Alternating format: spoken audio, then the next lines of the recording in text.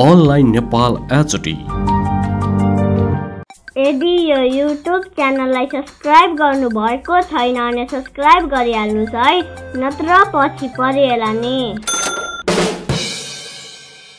सर्वोच्च अदालतले संसद विघटनको निर्णय बदर गरेसँगै अबको सरकार कस्तो बन्छ भन्ने चासो बढेको छ।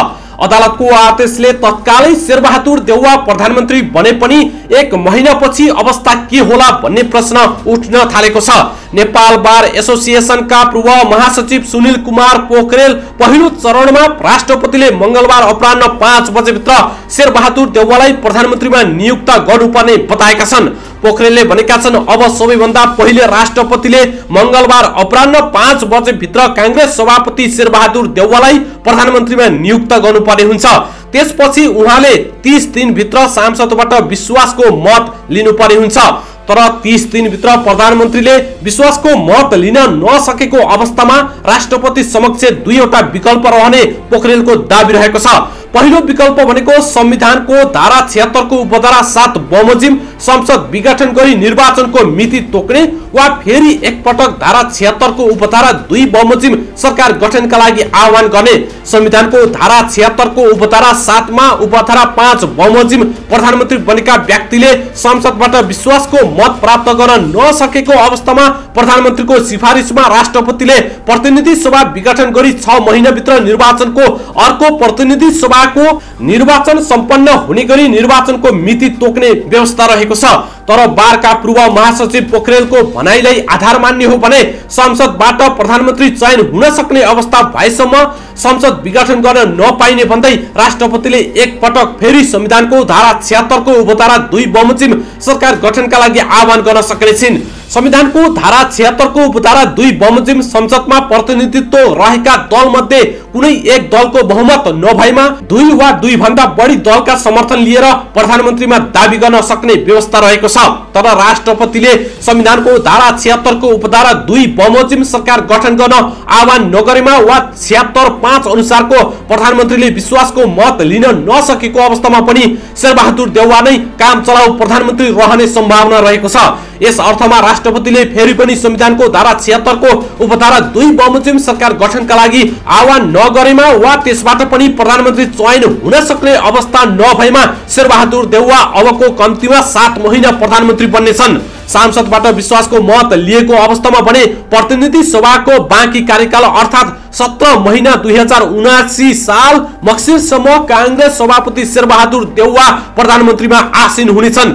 त्यसपछि भने संसदीय अंकगणितका आधारमा प्रधानमन्त्री नियुक्त हुनेछ। यसैबीच अदालतको आदेशबाट केपी शर्मा ओली नेतृत्वको सरकार ढल्न पुगेको छ।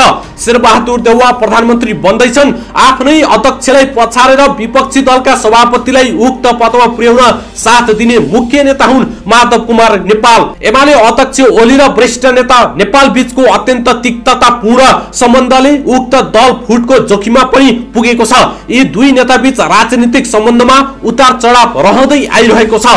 नेपालको 15 वर्ष पार्टीको नेतृत्व गरेका थिए।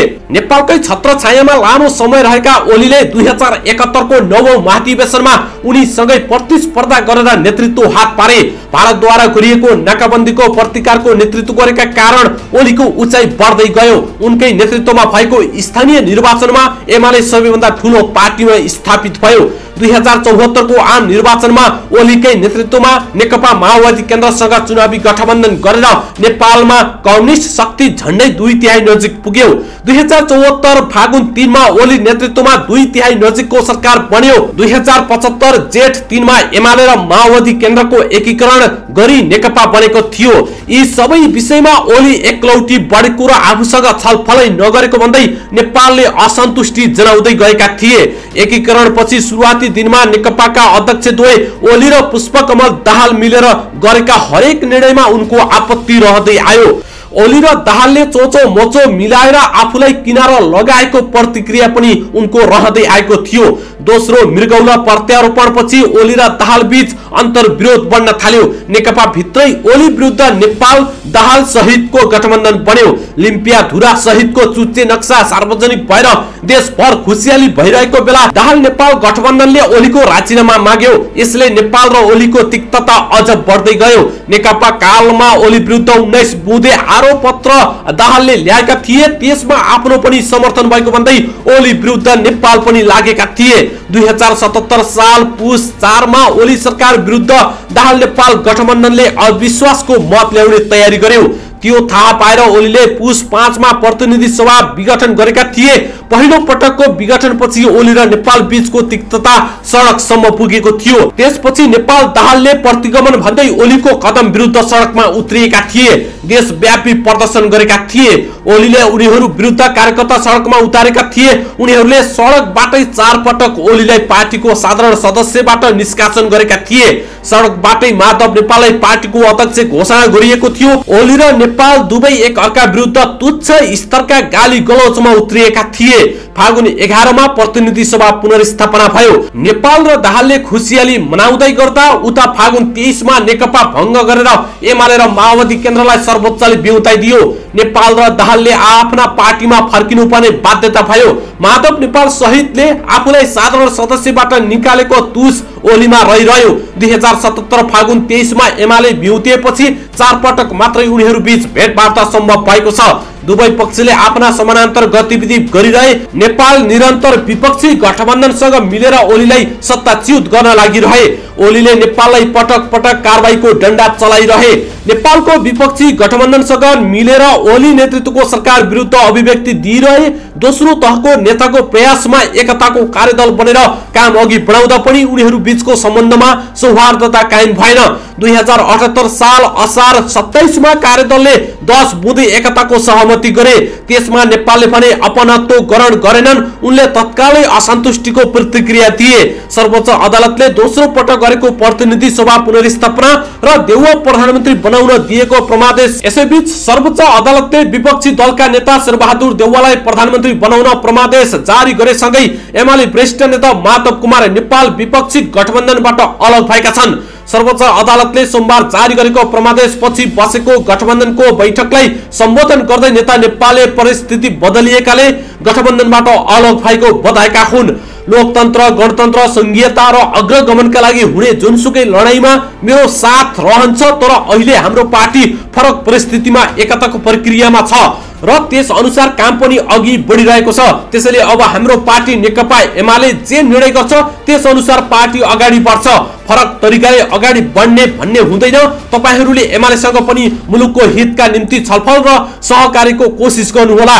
बैठकमा नेपालले राखेको भनाई उद्धृत गर्दै एमाले स्थायी कमिटी सदस्य रघुजी पन्तले बताएका छन्, फराकिलो ढंगले सरकार चलाउने कोसिस गर्नुहोस्, आधारभूत मान्यतामा रहनुहोस्। एक पक्षीय ढंगले चल्नु भयो भने त्यसले हित गर्दैन। लोकतन्त्र भनेको सबैको रक्षा हो, सहमति र सहकारी हो। म यही सल्लाह दिन चाहन्छु। विपक्षी दलको नेतृत्वमा बन्ने सरकारमा आफूहरूको सहभागिता नहुने नेता पन्तले बताएका छन्। गठबन्धनको बैठकमा उनी पनि सहभागी थिए। बैठकपछि पन्तले अहिले परिस्थिति बदलिएको र त्यही अनुसार पार्टी एकताको पहल अघि बढिसकेको सञ्चारकर्मीहरूलाई जानकारी दिएका थिए। पार्टी विवाद समाधानका लागि गठित 10 सदस्यीय कार्यदलले 10 बुँदे सहमति तयार पारिसकेको अवस्थामा विपक्षी गठबन्धनको औपचारिक बैठकमा सामेल भएर नेपालले आफू गठबन्धनबाट बाहिरिने घोषणा गरेका हुन्। गठबन्धनको बैठक अघि उपाध्यक्ष भीमराव र उपमहासचिव घनश्याम भुसाललाई नेता नेपालले गठबन्धनको बैठकमा सहभागी भएर औपचारिक रूपमा बाहिरिने जानकारी दिएको बताएका थिए। नेता नेपालको यस्तो प्रतिबद्धतापछि राहुल प्रधानमन्त्री एवं एमाले अध्यक्ष केपी ओलीलाई भेट्न बालुवाटार पुगेका थिए। राहुलको सन्देशपछि ओलीले साँझ बोलाएको स्थायी कमिटीको औपचारिक बैठकलाई अनौपचारिक छलफलमा परिणत गराएका थिए। अबको एमाले बैठकमा नेता नेपाल पनि सहभागी हुने बताइएको छ। यसैबीच 2074 को मध्य असोजमा तत्कालीन सत्ता साझेदार माओवादी केन्द्र र विपक्षी दल नेकपा एमाले संयुक्त पत्रकार सम्मेलन गर्दै गठबन्धन गरेर चुनाव लड्ने घोषणा गर्दै सरकारको नेतृत्व गरिरहेको कांग्रेसलाई चकमा दिए। सो गठबन्धनमा राष्ट्रिय जनमोर्चा र बाबुराम पनि थिए, तर पछि बाबुरामले सो वाम गठबन्धन तोडेर कांग्रेससँग गठबन्धन गरे। कांग्रेसले चुनावमा कमल थापाको राप्रपासँग पनि गठबन्धन गर्यो। तर 2074 को मक्सिर 4 गते भएको प्रतिनिधि सभा चुनावमा सत्तारूढ दल कांग्रेसको नराम्रोसँग पराजय भयो। वाम गठबन्धनले अत्याधिक बहुमत जित हात पार्न सफल भयो, तर वाम गठबन्धनलाई नयाँ सरकार बनाउन भने फागुनसम्म कुर्नु पर्यो। कारण राष्ट्रिय सभाको निर्वाचन पनि गर्नुपर्ने र संसदमा 33% अनिवार्य महिला सांसद हुनुपर्ने विषयले लफडा निम्ति आएको थियो। राष्ट्रवादको जबरजस्त छविको आलोकमा तत्कालीन एमाले अध्यक्ष केपी शर्मा ओली माओवादी केन्द्रको समर्थनमा ओलीको सत्तारूढ त्यतिबेला एमालेका 121 र माओवादी केन्द्रका 53 गरी 164 सांसदको समर्थनमा भयो। 275 सदस्यीय प्रतिनिधि सभामा यो भारी बहुमत थियो, तर 2/3 भने पुगेको थिएन।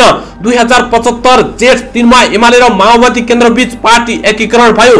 ओली सरकार एक दलीय बहुमतको सरकारमा परिणत भयो। सोही वर्ष जेठ 18 मा तत्कालीन संघीय समाजवादी पार्टी सरकारमा सहभागी भएपछि सरकारलाई समर्थन गर्ने सांसदको संख्या 2/3 नजिक पुग्यो। नेकपाको 164 र समाजवादी पार्टीको 17 गरी ओली सरकारको समर्थनमा 181 सिट पुग्यो।